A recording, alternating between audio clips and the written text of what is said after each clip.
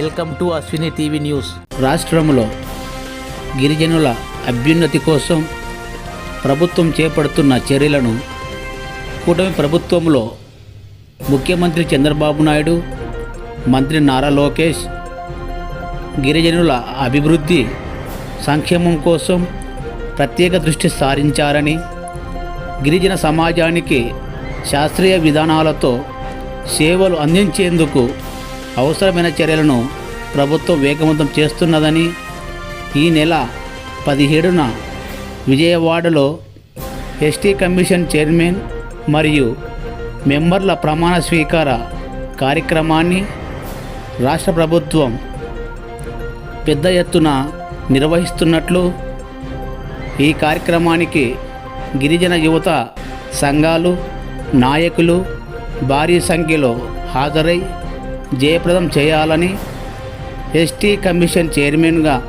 వెంకటప్ప నియామకాన్ని స్వాగతిస్తున్నట్లు తెలిపారు. విజయవాడలో జరుగు ఎస్టీ కమిషన్ చైర్మన్ మెంబర్ల ప్రమాణ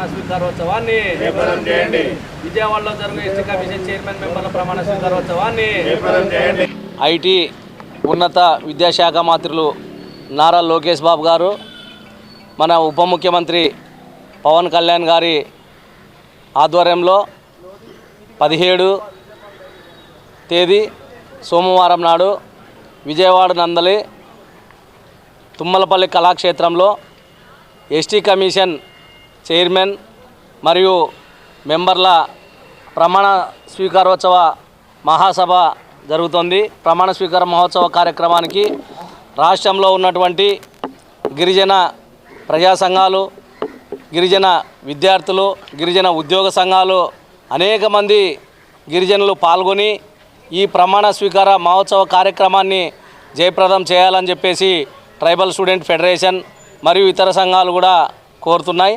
ముఖ్యంగా ఈ రాయలసీమ మైదాన ప్రాంత గిరిజనుల నుంచి వెంకటప్ప గారిని ఎస్టీ కమిషన్ మెంబర్గా ఎన్నుకున్నందుకు ఈ రాష్ట్ర ప్రభుత్వానికి ట్రైబల్ స్టూడెంట్ ఫెడరేషన్గా మరియు గిరిజన సంఘాల తరపున హర్షం వ్యక్తం చేస్తున్నాం.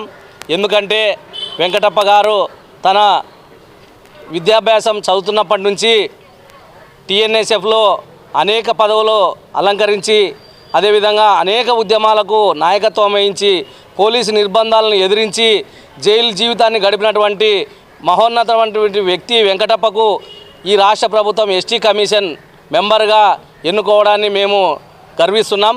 కాబట్టి వెంకటప్ప గారి యొక్క ప్రమాణ స్వీకార మహోత్సవ కార్యక్రమానికి గిరిజన ప్రజలు మిగిలిన వారందరూ భారీగా తరలి రావాలని చెప్పేసి కోరుకుంటున్నాం.